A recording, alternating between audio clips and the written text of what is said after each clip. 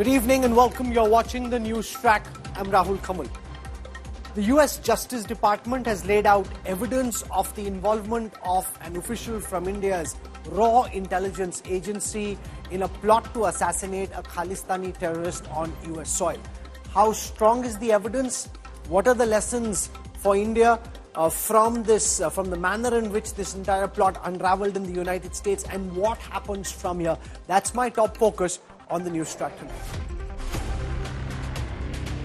Big escalation in Pannun kill plot. US raises the stakes against India. Names ex-raw man as wanted. All for a designated K terrorist. Hypocrisy of the West exposed. But why is US turning the screws? Suspense over India's next move. Top focus on News Track. Let me take you through the headlines I'm tracking tonight. Language war reignites in Tamil Nadu. Chief Minister Stalin condemns Hindi month function on Doordarshan, writes to PM Modi over Hindi language-oriented events in non-Hindi states. Governor Ravi hits back, calls it a bid to isolate Tamil Nadu from India. It's an India Today impact. Superstar Diljit Dosanjh shares India Today report that exposed black marketing and scalping of his concert tickets. Over 20 hoax bomb threats to Indian flights in the last 4 days. Threats traced to social media handle on X with an IP address in Germany and UK. Union government mulls new legislation to deal with this matter. Delhi's air quality deteriorates. Toxic smog engulfs the capital. Delhi air set to worsen. Yamuna River starts frothing again. Relief for Sadhguru in the top court. Supreme Court dismisses case of alleged illegal confinement against the Isha Foundation. Chief Justice of India says he doubts if the petitioner is appearing for a political party.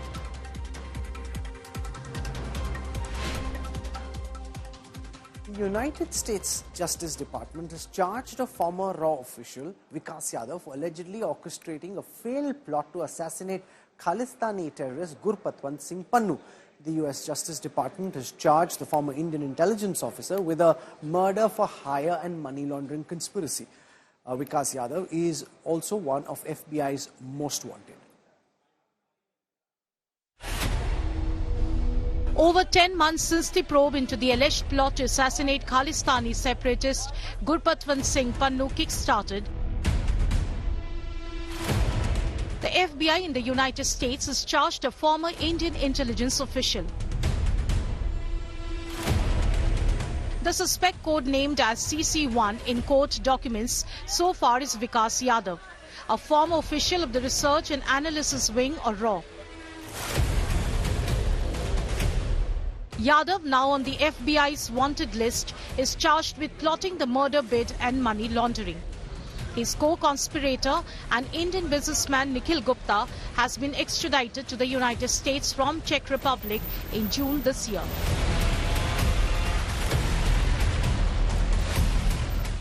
According to the indictment, the murder plot started in May 2023. Yadav allegedly conspired with Nikhil Gupta and used Amanat as an alias. He allegedly hired Gupta to carry out the assassination, who then approached a third person to hire a hitman. But this person was working with the US law enforcement. In June 2023, Nikhil Gupta hired a hitman and paid in advance for the murder. On June 18, Hardeep Singh Nijjar was killed in Canada, and Yadav allegedly sent the co-accused a video of the murder and asked him to kill Pannu immediately. Nikhil Gupta was arrested on June 30th by Czech officials on the request of the United States. And 3 months later, Vikas Yadav was arrested in Delhi but is now out on bail. The Indian government formed a probe panel to investigate the US allegations. The government on Thursday confirmed Vikas Yadav is no longer its employee. The US State Department informing us that the individual who was named in the Justice Department indictment is no longer an employee of the Government of India.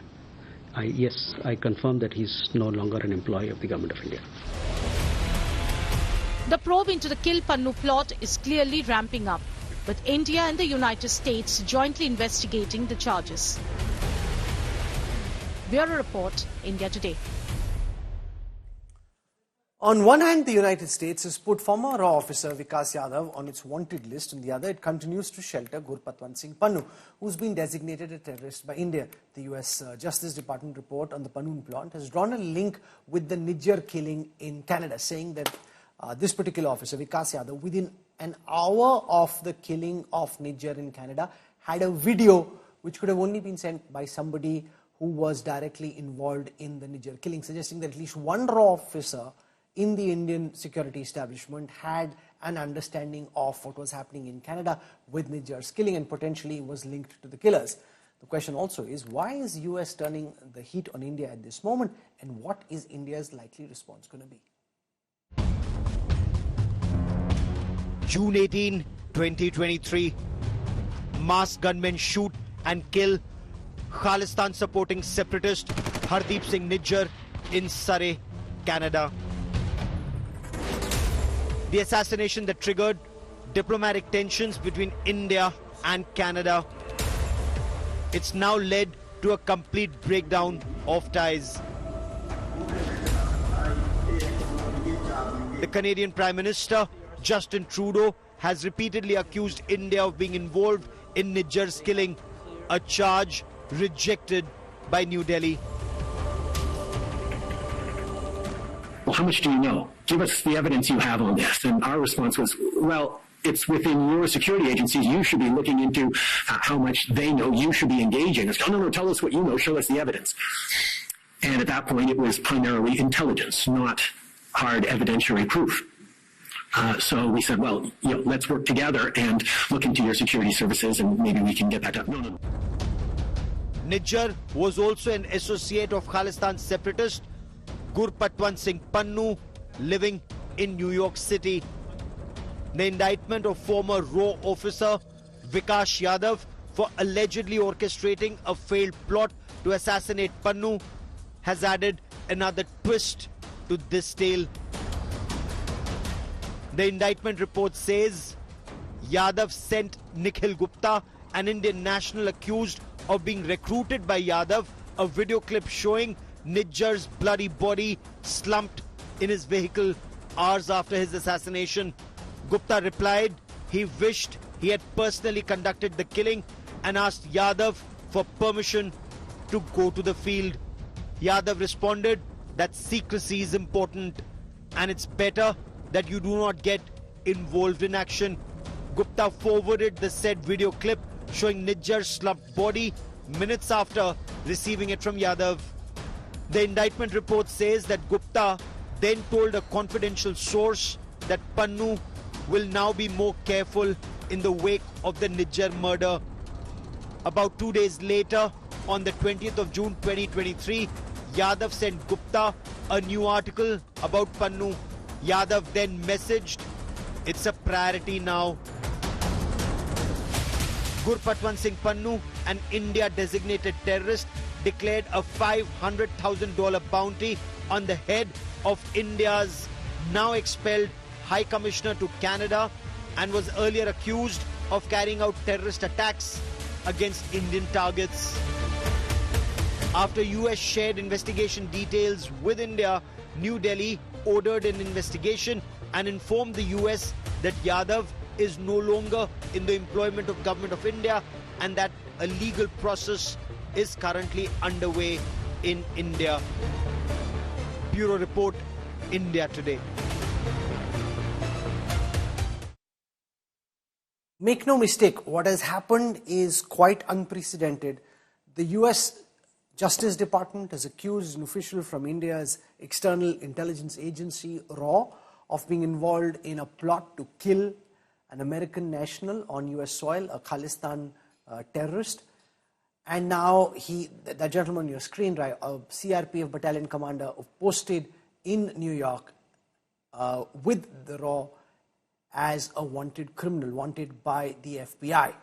They've laid out videographic evidence, audio recordings, WhatsApp messages which show a direct link between Vikas Yadav and those who were involved in the conspiracy to kill Pannun, one of whom ended up actually being a US official who was involved with US enforcement agencies, and that's how this entire plot came to light. Now, is this a one-off rogue officer who just went loose, trying to either seek glory or some personal vendetta, and therefore indulged in these activities? The Indian establishment obviously thinks there's adequate proof against him, which is why he was arrested and has now been discharged from government service, which has now been accepted by the Indian government.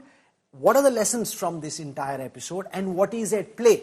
Are the US and Canada acting in tandem? The US just appearing to be more mature and statesman-like on the surface, but behind the scenes really egging Canada on, or is that too simplistic a reading? What happens from here? To discuss all this and more, I'm joined on the broadcast by Abhijit Iyer Mitra, Senior Research Fellow at the Institute of Peace and Conflict Studies.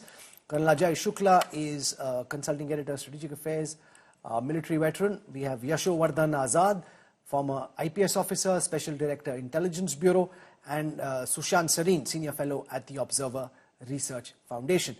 I want to go across to Abhijit Iyer Mitra first. Abhijit, I read the indictment put out by the US Justice Department. There are very specific audio recordings, WhatsApp messages, supposed videos which we can't see but are referred to in the indictment, which show that this raw official was in contact with those involved in a plot to kill Pannun in New York. Now, is this just rank, amateur, ham-handed action of one junior level field operative who went loose and did crazy things and got caught? Or because America alleges that this is a larger conspiracy to try and target those who are antithetical to India, living abroad, and to eliminate them? What do you think is at play? So Rahul, first of all, to answer your question, I have to ask you a counter question. Do you know this gentleman? His name is Kiran Patel. Mm-hmm. Do you know who he is? Go on, tell us. He stayed at the Srinagar Raj Bhavan, possibly the most guarded building in India, for 6 months, claiming he was a PMO special officer. And it turned out he was a nobody. He was a doctor from Gujarat and he was impersonating somebody from the PMO. So understand, this is a country where you can impersonate anybody and get away with anything. At one point of time, Prabhakaran and several senior IPKF leaders were in the custody of the IPKF.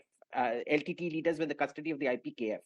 And all that happened was, there was a call, PMO had said release him, and they were released. And the PMO had never ordered that call. So in India, anybody can pretend to be anyone. Now the question is, was he acting alone, or are the Americans right and it's part of the larger conspiracy? If this is part of a larger conspiracy, Rahul, I have seen absolutely no proof. There is proof that this gentleman is coordinating attacks in America, but there is absolutely no proof other than that of any connection to or orders from anywhere else. Remember, the very fact that this gentleman boasts that, I got Niger, well, he didn't say I got Niger killed, but Niger and everything else. This is usually the braggadocio you see a lot in government in India. It isn't new. It's not just in government, by the way. It's across the board. I want to see, do I believe Vikas Yadav did something? Yes. Do I believe it's a larger government conspiracy? I haven't seen any proof, and I want to see that. Okay. Yashovardhan Azad, you've been in the Intelligence Bureau. I have many contacts, friends in IB, many in RAW. RAW is usually a highly competent and professional agency, and their officials are very fine analysts. There's absolutely no doubt. This Vikas Yadav seems to have been like this gung-ho, I think I'm James Bond, but actually I'm not. He's calling people himself. If he's a RAW agent, which he was, calling would-be assassins himself from his own phone, leaving a digital footprint, talking about what's happening. He's getting a video of the Niger killing. He's forwarding it to his contact. I mean, this guy seems as amateur can be. I mean, how can this guy be a serious RAW official, and why was he even in New York for the research and analysis wing? Well, yes, normally operations are not conducted like this, such a ham-handed manner. There's no doubt about it. But, why are we discussing this when government has already said that this man has been, relieved? And the point you're asking is that whether there is a larger, command or conspiracy behind it. I mean, Americans have no business to ask that even. There is, they have come to the level of Vikas Yadav, and Vikas Yadav has been relieved. The other thing which I want to point out is that Vikas is a fool because Vikas should have realized that if you hit any American terrorist anywhere, it becomes an issue of human rights, right? But if the Americans kill anyone they designate terrorist from Afghanistan to Syria, any poor country, then it's a terrorist killing. So this is the mistake which was made by this Vikas Yadav. Otherwise, tell me, Rahul, if there is an American terrorist called Pannun who's threatening the Indian Prime Minister, who's giving money $1 lakh to have a Khalistani flag on the Red Fort, NIA has prepared one of the finest dossiers I can tell you with some information, finest dossier. And despite that, if it's a question of human rights, just because he's an American citizen, he's not been expatriated, no proceedings are being taken against him. So a junior level officer attempted this. I will not even say it is bad or good. I will say it has been done at that level. Government found out and they have relieved. That is my explanation for this. Colonel Ajay Shukla, where do you come out on this? Because this is typically not how the RAW operates. It seems to be an aberration because you've got this one official who's left so much digital fingerprint that anybody who understands anything about spycraft will be shocked by how amateur this official is. Was he an official gone rogue, or do you think there's a larger conspiracy which needs to be examined carefully? I think there is definitely a larger conspiracy. This is not one officer who has gone rogue and does not have support from either his organization or colleagues and former people who have worked with him.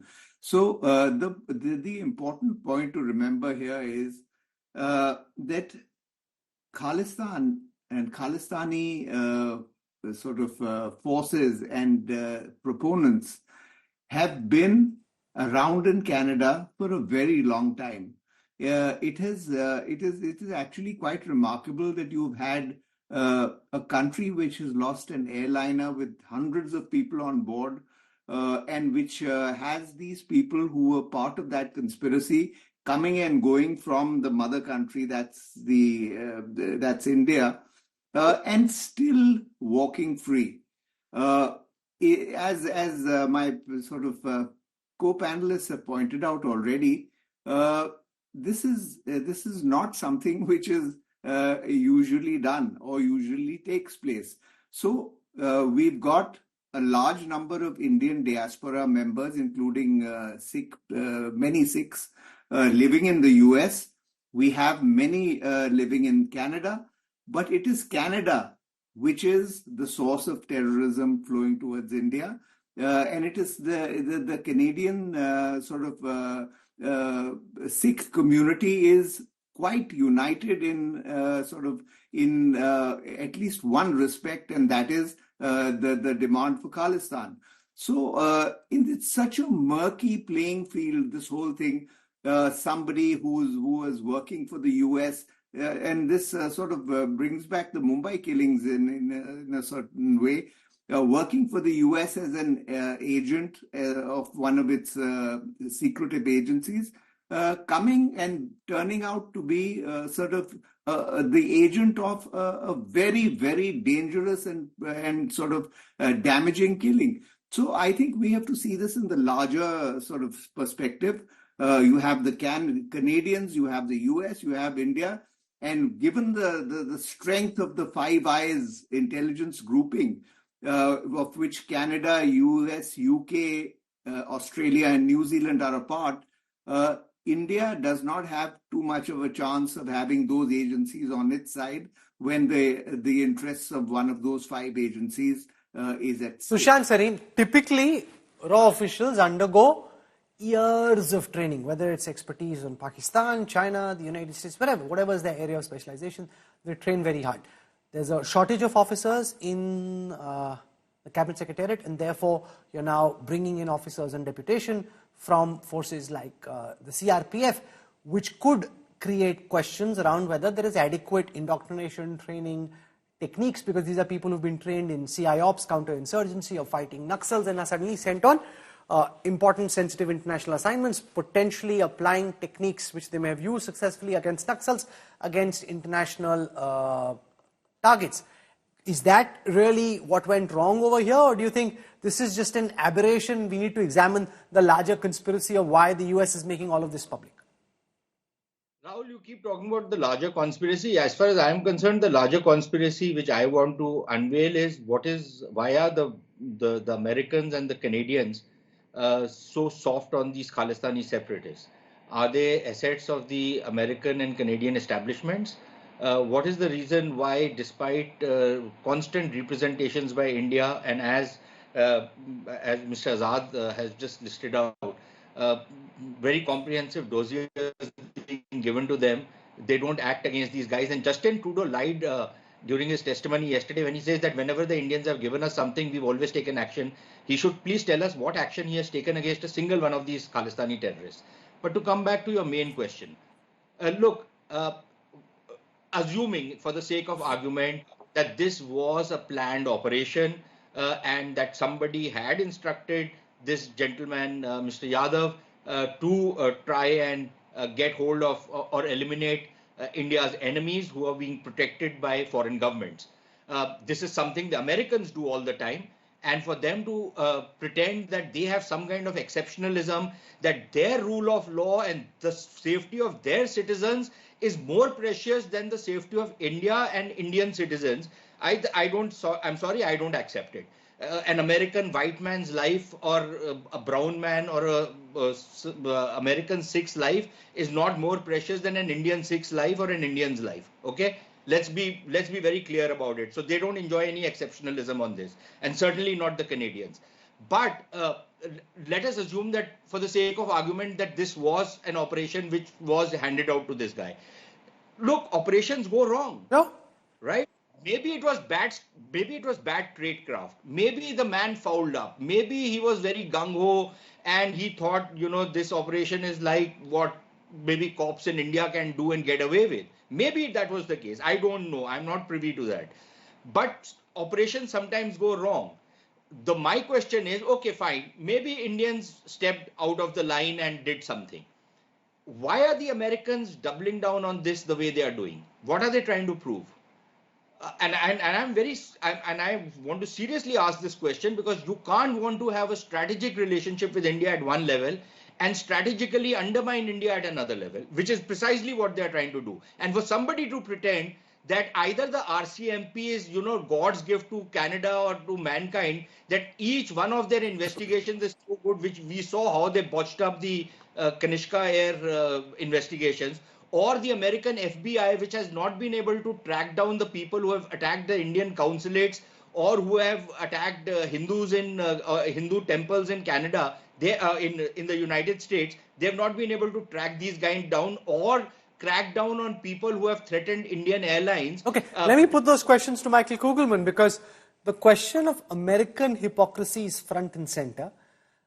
America does this all the time against its enemies all across the world, whether it's in Pakistan, Afghanistan, elsewhere. They go and target their enemies, and it's totally kosher for Washington to do so. When a country which is supposed to be a strategic ally is allegedly doing the same, they're doubling down in this fashion, leading to many to wonder in India, A, can you trust the United States as a true strategic ally? Are they truly on your side? And B, why are they so soft on Khalistani terrorists? I mean, this man is threatening to kill the Indian Prime Minister. This is not freedom of speech. This guy is a Khalistani terrorist. He is threatening the Indian state. He's threatening the Indian people. And DC seems surprisingly soft on him. And your other friend, Israel, is conducting all kinds of operations. America pretends to be upset, yet chooses to look the other way. Yeah, thanks, Rahul. So I absolutely accept and acknowledge the allegation of selectivity and hypocrisy. I mean, if you look at examples of Soleimani or even bin Laden for that matter, indeed, the U.S. carries out these activities But look, I mean, to be very candid, I think that the way this is seen in the U.S., Khalistanis in the United States are not breaking U.S. laws. They're not threatening the U.S. or its interests. Their activities and what they say are generally protected by U.S. law. And indeed, there have been some cases, for sure, in the U.S. When Indian consulates have been targeted by these individuals. We all know that. And I recall that U.S. officials have very strongly condemned those incidents when they happen. This was from a U.S. perspective, this alleged attempted assassination of Pannun. It's a serious breach of law, a violation of sovereignty, and the U.S. takes these things very seriously, as any country would. Wouldn't India react the same way if the U.S. or Canada tried to carry out a murder for hire on Indian soil? Would India not react in a particular way? So, yeah, I think that unfortunately these things happen, and it's particularly unfortunate in this particular case, if these allegations are true, that a strategic partner of the United States is carrying out a murder for hire activity. But my final point is that I actually think the Biden administration has been very careful and quite responsible in terms of how it has responded to these very serious allegations, particularly if you compare to the Canada case, right? The U.S. has not really the government has not really said much publicly about the allegations. It's allowed the process to play out. The indictments have been released. That lays out a lot of detailed evidence. And I think that the U.S. is very keen to ensure that it doesn't let this issue torpedo its relationship with India, which the administration certainly considers to be very important. Sushant Sareen wants to come in and respond to would India be okay if the U.S. carried out hits against people living in India but acting against American interests? And B, he says these Khalistanis, even though India thinks of them as terrorists, aren't seen as terrorists by America because they haven't really conducted any violence against American interests, and therefore, while they may be irritants, it's not seen as if they should be thought of as terrorists. Sushant. Okay, Rahul, on the first one, if India valued the relationship with the United States and the United States was to carry out such an action in India, India would not make a song and dance about it publicly. Even we have a justice system, even we have our own independent, quote unquote, legal system. And anybody wants to tell me that the Justice Department in the United States is completely independent of the executive branch, okay, fine. I'm maybe they are smoking something which they should not be smoking. But the fact of the matter remains, India would probably raise this issue, raise it quietly, silently, and try and sort it out. The way we did it with Iran when we caught one of their agents trying to bomb an Israeli embassy. We did it kind of quietly. We didn't make much of a song and dance about it. On the second issue, my question to Michael is, Michael, if supposing you claim that the Khalistanis have not broken any law, supposing, Michael, you were to today make a video and say that no American or no Indian should fly in Air India because their life would be in danger, very clearly alluding to a possibility of bombing an aircraft, what would happen to you? Number one. Number two, if you were to stand up and say that, well, I'm announcing a bounty on an American diplomat and that calling for the assassination of American diplomats, painting a target on their back. Please tell me, what is the action which will be taken against you? Will that fall under the rubric of freedom of speech and expression, or will you crack down on that? I can give you many instances where people have even said something online, even though they are probably college students or school students or whatever, and they've been put in the clanger. And you are telling me that Pannun is completely above board, he is not an agent of the United States, that nobody has acted against him? Let Michael Kugelman respond. Yeah, no, I'm not trying to defend this guy. He clearly has very odious views, and I would be perfectly happy to see him put behind bars for a reason. But I'm trying to explain to you, answer the question that Rahul had answered earlier as to why the U.S. doesn't do more to crack down against these individuals. And I was laying it out that he has not violated a U.S. law. I'm not trying to justify the things he says, the threats that he's made. Absolutely not. And my other to the first part of what you said, Sushant, I would actually argue that the U.S. has indeed done things exactly the way you had said you would want India to do things if India were targeted by something like this. The U.S., particularly compared to Canada, the U.S. government has really been fairly quiet. It's talked a lot to its Indian interlocutors privately.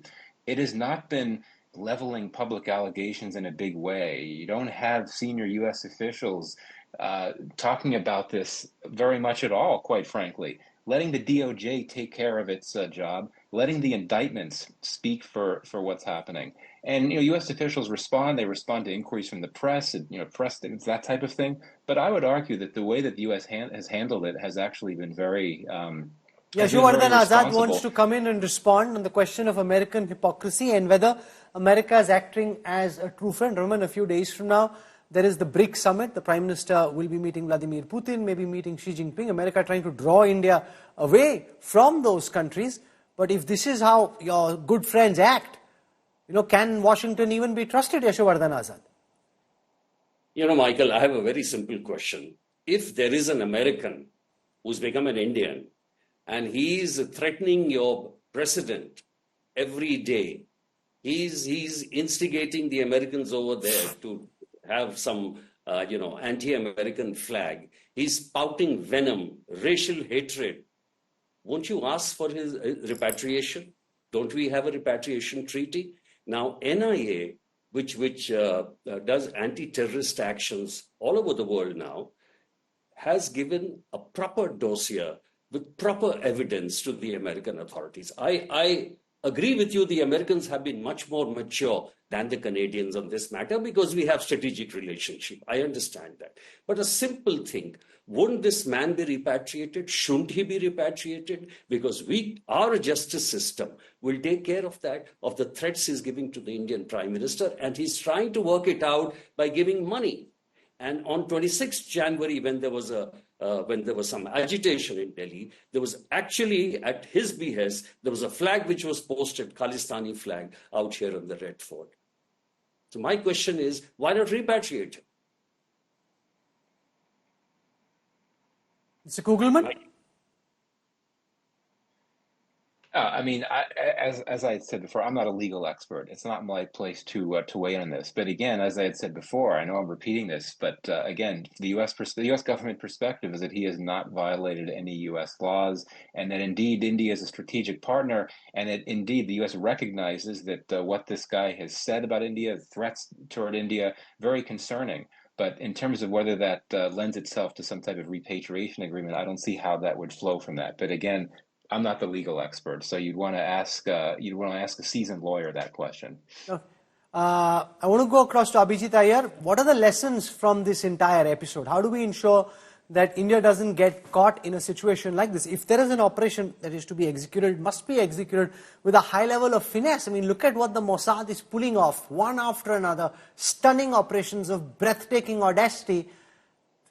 And in this case, in particular, we've left just so much evidence that anybody who's even not a spy or a sleuth will look at this and say, hey, come on, you have to be more mature and smarter than that. Yeah. Look, the first rule of the game is don't get caught, Rahul. Sure.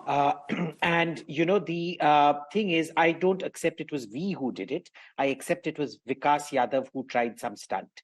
But that said, the failures aren't with Vikas Yadav. This is a personal failure. There's nothing linking him to the government. My issue is really with the way we've dealt with Gurpatwant Singh Pannun.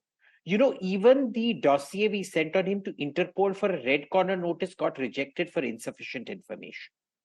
I actually think that Gurpatwant Singh Pannun is probably a raw agent himself. I certainly think he's a great patriot because anybody who watches his videos on Twitter gets de-radicalized immediately. Anybody who says Khalistan just needs to watch his video and he'll say Hindustan, Hindustan from every single turret, mosque or minaret around. But humor aside, we need to also separate. In India, we understand that law and order is a state subject and other things are central subjects. Here, this is this Merrick Garland guy who's the state attorney making the case. The FBI is completely different. But when we talk about Israel, understand, Israel engages with the FBI. Israel engages with the CIA. They have their moles planted in there. You know, America was bugging Angela Merkel's office. They were bugging Lula's office, the Brazilian president's office, the German chancellor's office. The Israelis do the same with the Americans. They keep tabs on these investigations. They preempt them and things like that.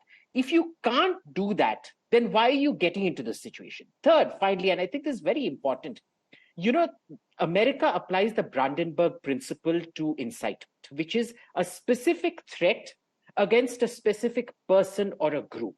Right. Now, it works in a first world policing situation, though I would suggest that, you know, Chicago and several other countries make downtown Burundi or Burkina, Ouagadougou or some African capital look first world by comparison, but leave Chicago aside, or Palo Alto aside for that matter, which is actually more like Dharavi these days. But focus for a minute on the Brandenburg principle. It's very specific threat against a specific person or group. The Hindu girl who threatened the community center over Palestine, she made a specific threat against them. Gurpatwant is very clever. He avoids either the specificity of the threat or he avoids the specificity of the target. He actually words his threats very, very carefully. So we need to understand that there is a legal distinction out there. Second, remember, in America, you can have these very high standards. In India, we don't have that standard of policing. We don't have that standard of judiciary who's able to, you know, dissect. We are, after all, a third world country with third world institutions. We have to have much higher standards actually much lower standards of what constitutes incitement, because anything can start off a riot out here. We don't have the investigative ability. We don't have the preventive ability. So what you're looking at is a clash of two differential standards out here. Okay. Which is, you know, it's a more fundamental issue. It's a Colonel systemic Shukla, issue what are the beneath lessons from this episode? You know, maybe if there are officials from forces like the CRPF who have to be deployed for such missions, we should send them on a year-long or longer training to the Mossad. I mean, let them go learn some real skills and then come back and apply them, rather than try and act like a Desi James Bond and then end up with egg on their face. Well, I think that the first thing that we need to remember, not just as a country and as a political entity, but also as an intelligence entity, is that when you target a citizen from another country, especially advanced Western democracies, the nature of their politics and the tradition of their politics demands that they take retaliation, or that they at least investigate and find out how one of their citizens was killed. We seem to have, or whoever has done this particular operation seems to have operated on the assumption that there is going to be no rigorous investigation or no sort of repercussions for what have happened. Now, that is something that we, you know, I would not advocate going to the Mossad for training and so on, because there's just a completely different paradigm that they follow and we follow. But certainly we need to be more rigorous in our investigation and intelligence tradecraft so that we don't get stuck in these embarrassing situations. Okay, I'd leave it there. I think we've covered a lot of ground. You've heard different kinds of perspectives. The good thing is, in a historical arc, this has not been India's track record. There haven't been multiple such attempts, and therefore, if there is an aberration, and I think Vikas Yadav has already been relieved of government service, and that's something that's already been confirmed. He was arrested by the Delhi police. That again has been confirmed. So this is to be looked at as an aberration. Hopefully it will never happen again. And whoever we send has the requisite skills to be able to execute operations with finesse without leaving such a clear digital footprint, which really leaves no one with anything to say. There's no defense left in the manner in which this official carried out his duties. Terribly unfortunate, this. And hopefully it won't happen again. Hamas chief Yahya Sinwar is dead, and with him Israel has demolished the group's entire top leadership. It was a routine patrol by a unit of a trainee squad that chanced upon a group of Hamas terrorists that included Sinwar. Here's how the Hamas chief was eliminated.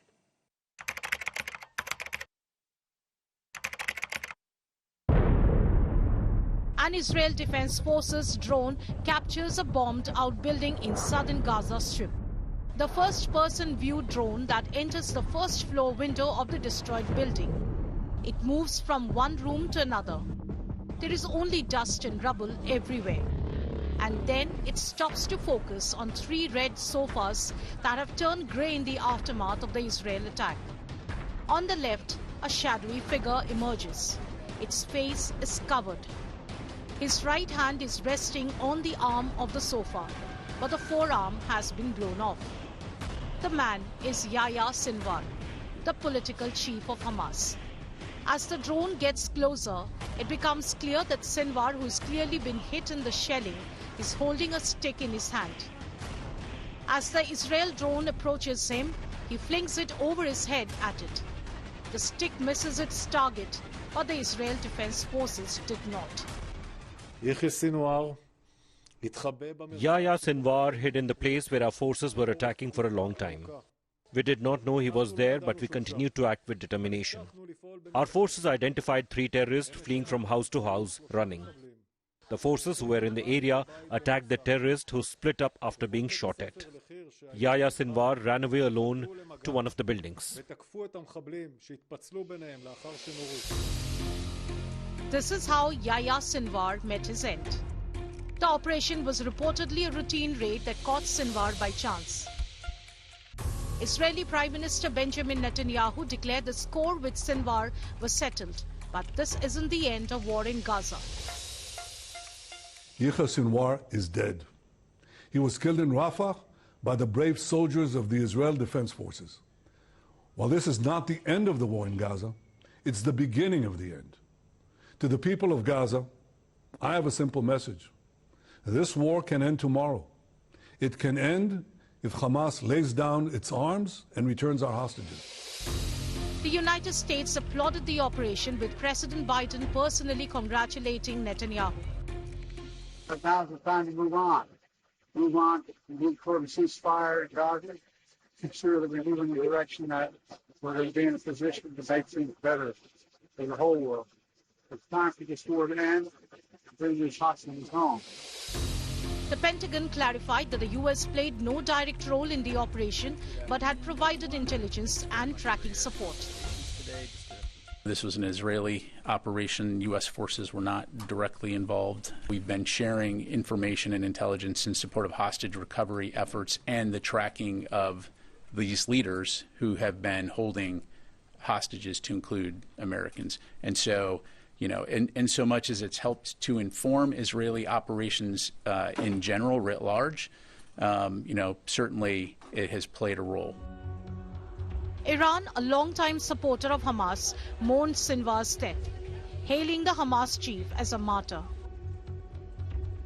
Sinwar, who rose to leadership after the death of Ismail Haniyeh in July, has been a key figure in Hamas's operations, who masterminded and orchestrated the October 7 attack, which ignited the West Asia war. Bureau Report, India Today. With Yahya Sinwar, Israel has eliminated Hamas and Hezbollah's top leadership, all within a span of just 3 months. But what happens next in the West Asia conflict? Israeli Prime Minister Benjamin Netanyahu has already warned that the war will go on. Will Israel now turn its attention on attacking Iran?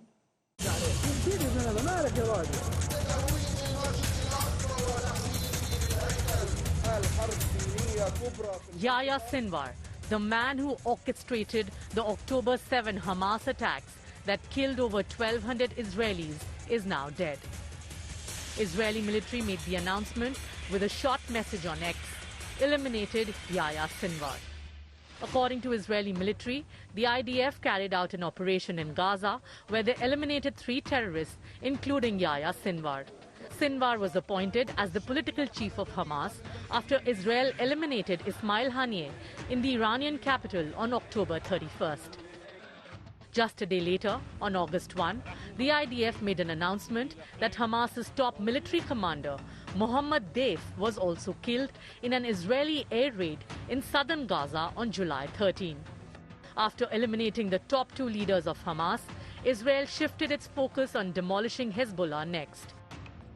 On September 27, Hezbollah chief Hassan Nasrallah was killed after Israel launched an airstrike on Hezbollah headquarters in Beirut.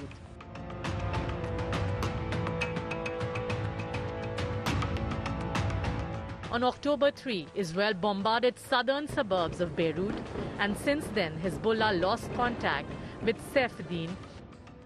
On October 8, Israel claimed that Hezbollah was now leaderless and Safeddin was likely eliminated in their strikes.